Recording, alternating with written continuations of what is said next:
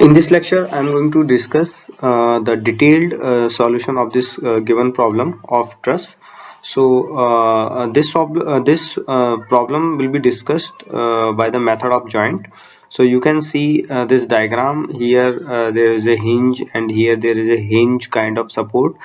This is actually hinge, and this seems like hinge, but how do we consider this kind of support? This is what we are going to learn, and how to make free body diagram for this structure, and then we will be able to take each joint one by one for the analysis, so that we can determine forces in various members. So you can see this simple picture. You can see this is not the roller support. Exactly, we can identify this is not the roller support which we usually have in our cases. There will be two reactions actually, like horizontal reaction and then vertical reactions.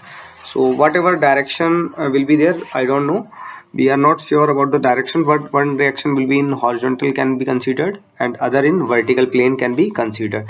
So same here, we can consider two reactions, one in horizontal direction and other in vertical direction. क्योंकि यहाँ पे hinge है, सो hinge चाहे इस तरीके से लगा हो, लेकिन हॉरिजॉन्टल प्लेन में है या वर्टिकल प्लेन में है, then does not make any difference. We can resolve simply any hinge in two mutually perpendicular components. One is horizontal and other is vertical, right? So अगर यहाँ पे हमारे पास में दो रिएक्शंस आ रहे हैं तो हम लोग कैसे लेंगे?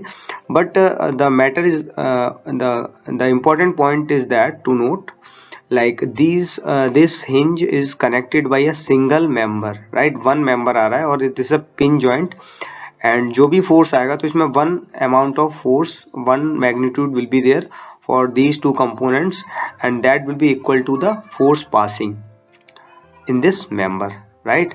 And we know the orientation of this resultant of these two components, right? This will be at the this is the at this angle given from here. So from base, from horizontal, we can calculate the orientation of this resultant, right?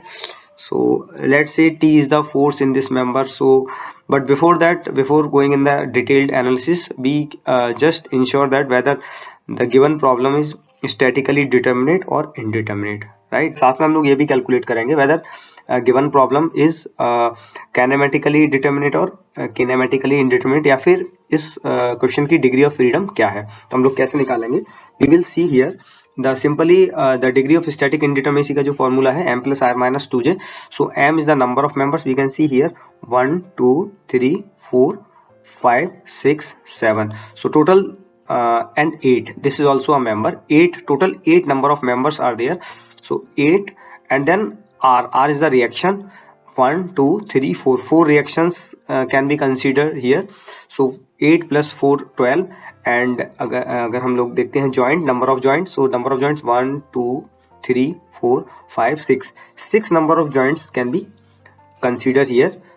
So the degree of static indeterminacy as per the data information given is 0. So simply this analysis can be done using method of या फिर this is the problem from the statically determinate structures, right? So ds we have calculated. Now we apply here degree of kinematic indeterminacy. Now we want to find degree of freedom. So degree of freedom का formula जो आपको लिखवाया है pin jointed plane frame के लिए 2j minus are. Her joint पे दो displacement component रहेंगे, एंड रिस्टेंट जो भी है उसको उसमें से माइनस करके हम लोग total degree of freedom determine करेंगे. तो सिंपली देखने पे जो मैंने फॉर्मूला आपको लिखवाया था, D K is equal to unknown displacement component minus restraint. So unknown displacement component अगर हम लोग देखें तो हर जॉइंट पे दो दो हैं. सो 1 2 3 4 5 6 जॉइंट है यहाँ पे, राइट? सो 2 इंटू 6 जॉइंट है. So total unknown displacement component कितने हुए? 6 इंटू 2. एंड देन रिस्टेंट कितना हुआ? दो रिएक्शन यहाँ पे जनरेट हो रहा है, दो रिएक्शन यहाँ पे जनरेट हो रहा है. सो टोटल रिएक्शन हो रहा है 4. So resultant is basically 4. So 12 minus 4 is equal to 8. 8 हमारे पास में डिग्री ऑफ किनेमेटिक इंडिटरमिनेसी है. वो कहाँ पे 8 डिग्री ऑफ किनेमेटिक इंडिटरमिनेसी होगी? So we can see here दो डिस्प्लेसमेंट कंपोनेंट यहाँ पे रहेंगे x और y में, दो डिस्प्लेसमेंट कंपोनेंट यहाँ पे रहेंगे x और y में. सो 1 2 3 4 यहाँ पे कोई भी डिस्प्लेसमेंट कंपोनेंट नहीं होगा, यहाँ पे भी कोई भी डिस्प्लेसमेंट कंपोनेंट नहीं होगा. but at this joint 2 displacement component and at this joint 2 displacement component, right. तो इसमें अगर हम लोग डिटेल से और भी थोड़ा सा इन डेप्थ जाते हैं तो यहाँ पे एक्सटेंसिबल इन एक्सटेंसिबल का कॉन्सेप्ट आ जाता है। मेंबर आपका एक्सटेंसिबल है, इन एक्सटेंसिबल है। अभी हमारे केस में all the members are extensible, मतलब एक्चुअली रिजिड नहीं है, एक्चुअली डिफॉर्मेबल मेंबर्स हैं। Now we come to the free body diagram of the structure. So if you see if these forces are coming like this, so इनका जो resultant है, resultant के बराबर force इस body में इस मेंबर में फ्लो करेगा एंड वही इस मेंबर का फोर्स होगा। Now let's say some force is flowing in this member and that force has 2 components and that these components again will be equal to the component of this force, right? So इसके जो components में का जो magnitude होगा उसके बराबर ही ये हमारे यहाँ पे इसके components होंगे, right? So simply I simplify this diagram like this. You can see now this is a final diagram for what we have to perform our analysis, right? So ये हमारे पास में आ चुका है and now let's say the member in this force is tensile in nature and TDF इसको मान लिया हमने tensile force in DF member. This is the final simplified picture we can see here. So the tensile force T I can consider here. Now this force is at right angle, so we can see here this, if this angle is 60 degree, these all angles are equilateral triangle है, तो सारे के सारे angle आप internally 60 degree पे रहेंगे, right? 60 degree पे। सो अगर ये एंगल हमारा 60 डिग्री पे, this angle 60 degree, these are the alternate angles, तो ये भी 60 डिग्री पे ही होगा and remaining part will be equal to the 30 degree, right? 30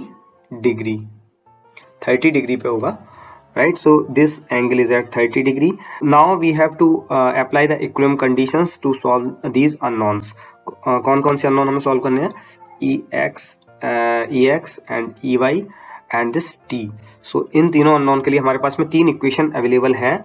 वो हमारे पास में हो जाएगी sigma fx is equal to 0, sigma fy is equal to 0 and sigma mz is equal to 0 और me is equal to 0 अगर हमने E पे मूवमेंट लिया है। E पे मूवमेंट हम लोग इसलिए लेंगे क्योंकि E पे मूवमेंट लेने से आपके मैक्सिमम फोर्सेस जो अननोन है वो 0 हो जाएंगे और जो तीसरा अननोन है वो इजीली आप फाइंड आउट कर पाएंगे। So taking movement about E, अगर हम लोग E पे मूवमेंट लेते हैं, so if this is the positive direction then बाकी सारे फोर्सेस का इफेक्ट नेगेटिव हो जाएगा। So if we consider like this, so we can determine now we can determine simply the force in this member T as we have seen like equilibrium equation sigma Fx is equal to 0. I apply equilibrium equation for this. So for writing sigma Fx we can resolve this force again into components like T dF cos 30 I can write here and T dF sin 30 will be the vertical component and horizontal component for this force. So if sigma Fx is equal to 0, so I write here T dF cos 30. if I have considered this positive तो ये वाली direction by default negative हो जाएगी Ex, right, is equal to any other force is there in horizontal plane, no other force, so is equal to 0, right? This is the equation number 1. And then sigma Fy is equal to 0, sigma Fy is equal to 0. For this you can see the vertical forces, all the vertical downward forces I consider positive, so 30 plus 20, right, and upward minus Ey and minus this TD भी upward जा रहा है, so TDF sin 30. Any other force is there? No other force. This. So 4 forces are. Equation is equal to 0 and equation number second. इसको नाम देते हैं second. This equation 1. Now sigma moment. Third equation हमारी sigma m z. So moment about E ले सकते हैं हम लोग और D जहाँ पे हमारे forces maximum 0 पाए, हालांकि movement सारे joints पे 0 है, but we will consider where the maximum number of unknown forces can make 0. So sigma me is equal to 0, so sigma me. Now I write here the equation. I consider, if this I consider as positive so anti-clockwise is positive. If I consider this force as positive, so okay, so ये वाला force इस point के about कैसा sense देगा, like this sense देगा, क्योंकि इसको जो है ई के अबाउट अगर आप देख रहे हो सो एंटी क्लॉकवाइज सेंस आ रहा है. सो 30 इंटू डिस्टेंस कितना हो गया, दिस इज 5 मीटर, ये 5 मीटर है, ये 5 मीटर है, ये 5 मीटर गिवन है. सो इक्विलेटरल ट्रायंगल है, 5 मीटर हुआ. सो 30 into 10 will be this distance because 30 into 10. So 30 and anti-clockwise है, anti-clockwise positive consider किया है. So 30 into 10 is the 10 meter is the distance from here A. So 30 is the magnitude. So 30 into 10 and now plus 20 का भी sense same रहेगा जैसा 30 का है. So 20 into 5, right? So 20 into 5. Now third force is this TDF. So ये force already इस point से perpendicular distance पे लग रहा है. So perpendicular distance is 5 metre, क्योंकि इसका जो ये एंगल राइट एंगल है 90 डिग्री है. सो ये दे रहा है आपका क्लॉकवाइज सेंस, क्योंकि इस पॉइंट पे इसका सेंस क्लॉकवाइज आ रहा है. Like simply you can rotate the arrow of the force by towards the moment centre. So इसको अगर हम रोटेट करते हैं मोमेंट सेंटर के अबाउट, सो आपका क्लॉकवाइज सेंस आएगा. So clockwise sense by default negative होगा. So TDF into 5 is equal to 0, right? So ये हमारे पास में इक्वेशन आ गई. Now I solve this equation to determine the value of unknown. So 30 into 10 plus 20 into 5 and is equal to divided by 5. So TDF is equal to 80 kilo newton. तो TDF हमें पता लग गया, TDF is a 80 kilonewton force. Now other force can be calculated by putting the value of this TDF in these equations. So I write EX. So from equation 1 I can write here EX is equal to TDF. Alright, TDF 80 kilonewton into cos 30 degree is equal to, so 80 is here into cos 30 bracket close. So this value is 69.28 kilo Newton. Positive आ रहा है. Now I can calculate EY from equation 2, from equation second, right. I can from equation second EY I can determine, right? So from here EY is equal to this 30 plus 20 minus 80 sin 30, right, bracket close. So this is the 10. So EY is nothing but the 10 kilonewton is the answer. Now we have to determine forces in all the members one by one. So I start here. So first of all we are going to consider this joint A. कोई सा भी joint हम लोग consider कर सकते हैं जहाँ पे maximum 2 unknown force है. So I consider here joint A. So consider joint A, right? Considering joint A और consider joint A. तो joint A का free body diagram आप बनाओगे. एक joint इधर जा रहा है, दूसरा joint ये जा रहा है, और तीसरा जो है ये downward force आ रहा है इसमें. So right, now let me assume the direction of this force is tensile force consider करते हैं. तो tensile force away from joint लगेगा. joint हमने बनाया यहाँ पे. So now I give the name PAB and PAC. This horizontal component will be PAB cos 60 and this vertical component will be PAB sin 60 degree, right? So now I write equilibrium equations. Now sigma Fy is equal to 0. I write here, and PAB sin 60 degree. Now this I have considered positive, so minus 30, right? And any other force is not there? No. So vertical plane में से दो force है हमारे, is equal to 0. From here directly I can determine PAB is equal to 30 divided by sin 60. So 30 divided by sin 60 bracket close. So the answer is 34.64 kilonewton. Positive आ रहा है, जो हमने एज्यूम किया वही force इसमें आ रहा है. So there is no problem in assumption. So force will be PAB tensile in nature, tensile force होगा. Now I write sigma F x is equal to sigma F x is equal to 0, right. So sigma F x is equal to 0 क्या होगा हमारा, P A C plus P A B cos 60 degree is equal to 0. P A C will be equal to P A B, minus आ जाएगा यहाँ पे क्योंकि ये इधर आ जाएगा बराबर से, and 34.64 right cos 60 degree. So the answer will be 34 है already into cos 60 degree bracket close. So the value will be minus 17.32 kilo Newton, right. So this is the force in member AC. So we have calculated force in this member and in this member. In this member the force will be compressive, और यहाँ पे लिखेंगे हम लोग PAC is equal to 17.32 compression, right. इस तरीके से लिख सकते हैं हम लोग 17.32 compression. Now I consider अब हम लोग इसके बाद में कोई सा जॉइंट कंसीडर कर सकते हैं. Either we can consider this और दिस और दिस. ये वाला जॉइंट कंसीडर कर सकते हैं, नहीं इस जॉइंट को कंसीडर नहीं कर सकते हम लोग, राइट. इस वाले जॉइंट को कंसीडर कर सकते हैं क्योंकि यहाँ पे इस वाले मेंबर में फोर्स डिटरमाइन कर चुके हैं, इन दोनों में ही डिटरमाइन करना है. सो हम लोग इस जॉइंट को और इस जॉइंट को कंसीडर नहीं कर सकते हैं, हम लोग इस जॉइंट को कंसीडर कर सकते हैं, इस जॉइंट को कंसीडर कर सकते हैं. So I consider joint E. So I consider here joint E. Consider joint E, right. Considering joint E. So यहाँ पे आप देखोगे एक मेंबर ये जा रहा है, दूसरा मेंबर ये जा रहा है, और ये सपोर्ट रिएक्शंस आ रहे हैं हमारे. So let me assume this is a tensile force in this member.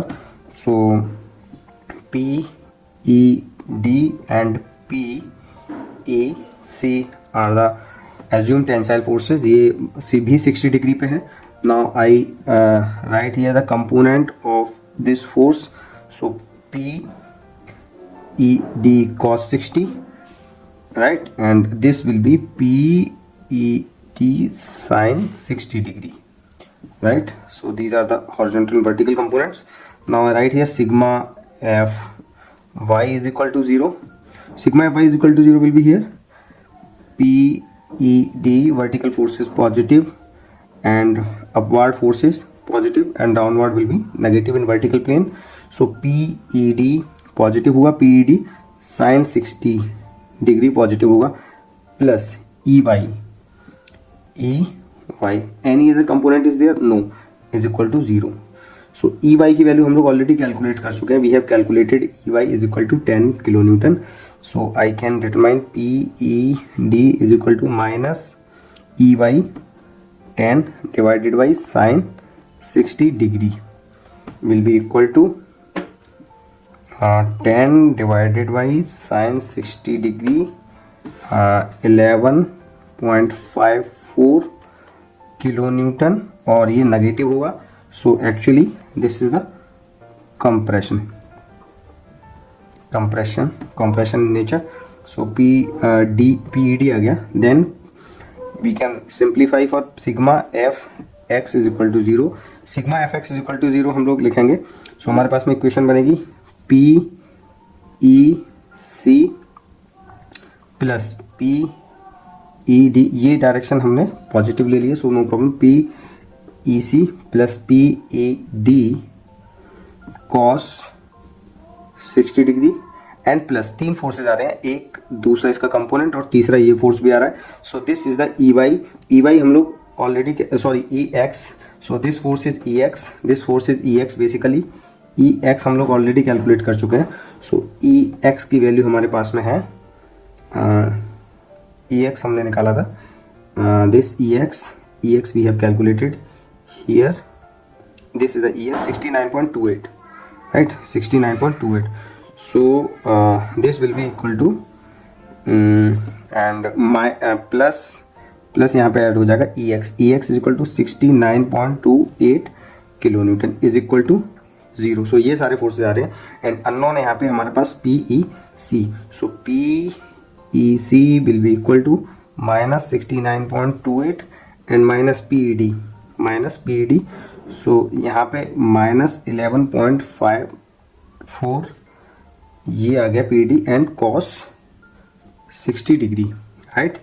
So the value of this PEC will be equal to 11.54 minus plus हो गया and मैं डायरेक्ट यहाँ पे करता हूँ into cos 60 so this value is 55 and this has to be deducted from 69.28 so 69.28 minus answer so 63.50 kilo Newton और ये आएगा माइनस का क्योंकि माइनस का साइन है यहाँ पे so PEC will be equal to 63.50 PEC is equal to 63.50 kilo Newton and it means it is in compression. So compression हम लोग देख चुके हैं. अब हम लोगों ने जो फोर्स निकाली है जिन मेंबर्स में वो हमारे पास में इस वाले मेंबर में फोर्स आ चुका है. We have calculated for this. इस मेंबर में फोर्स निकाल लिया, इस मेंबर में फोर्स आ गया, इस मेंबर में फोर्स आ गया. अब जो हमारे पास में मेंबर्स बचे हैं वो 1 2 3 ये तीन मेंबर में हमारे पास में फोर्स रह रही हैं. सो वो हम लोग फाइंड आउट करेंगे. Now I come to the joint D. Joint D consider करते हैं. Consider joint D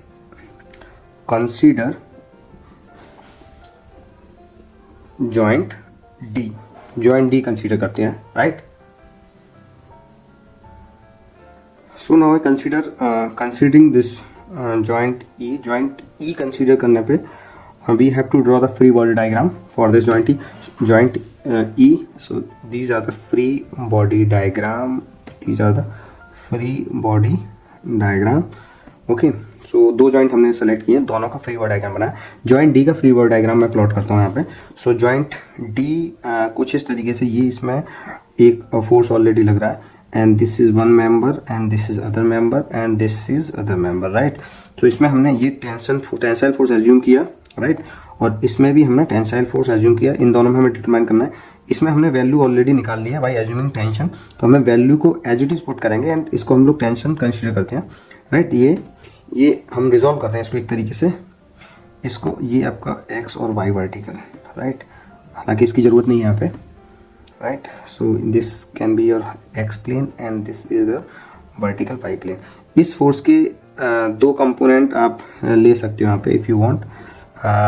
TDF cos 30 and TDF sin 30 degree, right.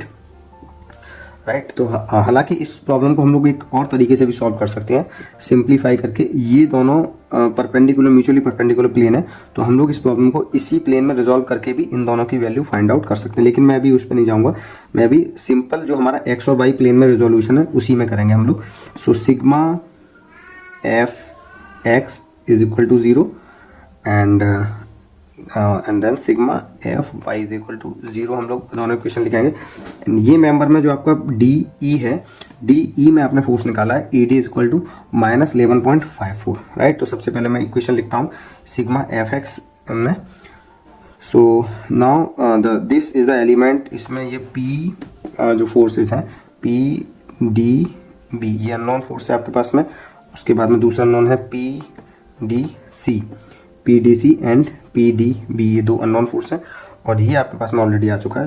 सो ये इसका क्या नाम है आपका P E D, right. P E D, इसके भी दो कंपोनेंट होंगे यहाँ पे. तो हालांकि ऐसा करने से इक्वेशन थोड़ी लंबी हो जा रही है बट सिंपल प्रोसेस है. P D otherwise I can resolve all the forces in these two planes, right. So I write here P ED and the slope of this force from here is 60 degree. तो ये cos component हो गया. So PED cos 60 degree and PED sin 60 degree. So PED cos 60 and PED sin 60 इसके component होंगे. So I write here sigma fx here. Sigma fx is equal to 0. So PDB positive हमने लिया and बाकी सारे forces negative हो जाएंगे. Now इसका ये कंपोनेंट भी आ जाएगा यहाँ पे लाइक दिस. सो ये कंपोनेंट कितना होगा, ये आपका जो है यहाँ से 60 डिग्री का एंगल बना रहा है. You can see this angle will be, because this is a 60, this is 60, so this will also become 60 degree, right? So ये 60 डिग्री होगा. So horizontal component कितना होगा, PDC cos 60 and PDC sin 60, right? Vertical component. So सबसे पहले PDB plus PDC cos 60, right? ये दो force आ गए हमारे पास में. उसके बाद में तीसरा फोर्स ये है हमारे पास माइनस PDF cos 30 एंड चौथा फोर्स ये है ये कैसा है, ये भी माइनस रहेगा,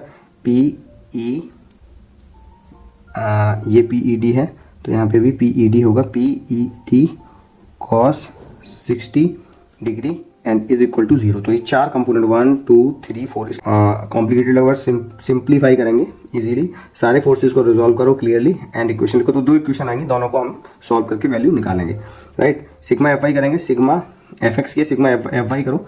सो सिग्मा FY करेंगे वापस, इसमें चारों तीन फोर्स रिजॉल्व हो जाएंगे, राइट? 1 2 3 और तीन ही फोर्स है हमारे पास. तो upward positive TDF sine 30 degree रहेगा, राइट? पॉजिटिव. उसके बाद में डाउनवर्ड रहेगा minus PED sine 60 degree and minus PDC sine 60 degree is equal to 0, right? तीन ही फोर्सेज आ रहे हैं 1 2. हालांकि इसको अलग तरीके से भी कर सकते थे, एक लाइन में भी हो जाएगा ये आंसर. सो हम लोग उसको डिस्कस करेंगे बाद में once we complete this process. And the unknown in these equations are this PDB and PDC. And यहाँ से हमारे पास में वैल्यू आ जाएगी, we will get here direct PDC and PDC will be equal to, right here, so 80 sine 30 bracket close and plus 11.54 sin 60 bracket close and this value is 49 divided by sin 60 bracket close. So the value of this PDC is equal to, so जो हमने माना है वो ठीक है, PDC हमारा 57.72 kilometre आ गया. Now we have to calculate this PDB by substituting this value in this equation and we will get PDB. So PDB is 34.65. तो PDB जैसा हमने अज्यूम किया वैसे ही आ रहा है. So 34.65. Now we can consider this joint B to determine forces in this member, or else we can consider this joint to determine force in this member. कोई सा भी joint consider करते हैं, but answer will remain same in both the cases. Joint भी consider करते हैं हम लोग. जब भी आप लोग सॉल्व करें सो एक टेबल बना के रखें, उसमें डेटा एंटर करते जाइए साथ के साथ में, राइट? सो डेटा एंटर एक फॉर्मेट बना के रखिए, serial number and member, right? Then magnitude and sense हम लोग साथ में रखेंगे, और नेचर ऑफ फोर्स. तो सेंस इसके साथ में आ जाएगा. फॉर एग्जांपल आपके पास में मेंबर सीरियल नंबर 1 2 3 4 5 6 1 2 3 4 5 6 7 मेंबर हमारे पास में टोटल है. So you can right here member number of member कौन कौन सा है, देन मैग्नीट्यूड, राइट? सो मैं लिख देता हूँ यहाँ पे member A B, right? Then AC, then EC, right? EC, then ED and ED हुआ, then DB, DB and then DC, then this BC, right? B and C. तो हमारे पास में आप you can also symbolize the 1 2 3 4 5 6 something like that, so that for your convenience. And the magnitude in these member can also be written here, right? Simply now I solve for joint B. joint B के लिए हम लोग solve करेंगे. So joint B पे free body diagram बनाया. So free body diagram for joint B, this is one member, this is other member, this is other member. So as we assume the tensile forces in all the members, so I write here like this, right? So this is simply in X and Y direction, right? So I write here and this member is PDB. We have already solved, and this is what we have to determine PBC, and this we have calculated PAB, right? So sigma Fx is equal to 0 and then sigma Fy is equal to 0. Sigma Fy को हम लोग पहले solve करेंगे क्योंकि वहाँ से हमें unknown पहले मिल जाएगा. सो सिग्मा Fy जब आप सॉल्व कर रहे हैं, so you can resolve this force in two components and this force again in two components, right? So इसके दो components हो जाएंगे हमारे PBC and the slope of this line is 60 degree cos 60 and sin 60 degree, and in this case again 60 degree पे रहेगा हमारा horizontal से, क्योंकि ये जो आपका एलिमेंट है 60 डिग्री पे है, 60 degree. So cos 60 sin 60, cos and sin 60 degree, right? So Fy के लिए मैं पहले रिजॉल्व कर रहा हूँ. So PAB sin 60 degree plus अगर ले लिया है, ठीक है, and plus PBC sin 60 degree. So ये दोनों फोर्सेस यहाँ पे लग रहे हैं, and no other vertical force I can see here in this diagram. No other, एक इसका कंपोनेंट आएगा, दूसरा इसका कंपोनेंट आएगा, and is equal to 0. Minus PAB कितना हो गया 34.64 sin 60 degree divided by sin 60 degree. So sin 60 so is equal to minus 34.64 kilo Newton. So PBC is 34.64 compression in nature. I can write here like this 34.64, right? ये हमारा 34.64 PAB का value calculate किया, PAC का value calculate किया हमने. PAC का value 17.32 compression में आ रहा है. सो कंप्रेशन में हम लोगों ने लिखा. उसके बाद में PEC का वैल्यू कैलकुलेट किया, PEC का वैल्यू कैलकुलेट किया हमने यहाँ पे. सो PEC का वैल्यू 63.5 और ये कैसा है कंप्रेशन. सो PED का वैल्यू कैलकुलेट किया, PED का वैल्यू हमने यहाँ पे कैलकुलेट किया है, एंड ये भी कंप्रेसिव आ रहा है. सो ये 11.54 compressive in nature. In this way we can determine forces in any kind of truss, चाहे किसी भी तरीके का न्यूमेरिकल प्रॉब्लम हो. So I hope this video is going to help you a lot, and if you have any doubt you can write me in comment. I will try to address that. कोई भी numerical problem आ रहा है इस तरीके का, you can easily solve by resolving. Suppose अगर किसी भी न्यूमेरिकल में इंक्लाइंड फोर्सेज लगे हुए हैं लाइक दिस, इस तरीके से फोर्सेज लगे हुए हैं, so simply you have to resolve that force in two components. One is horizontal and other is vertical, right? And angle आपको पता होना चाहिए, बेसिक ट्रिग्नोमेट्री है. So simple. Okay, fine.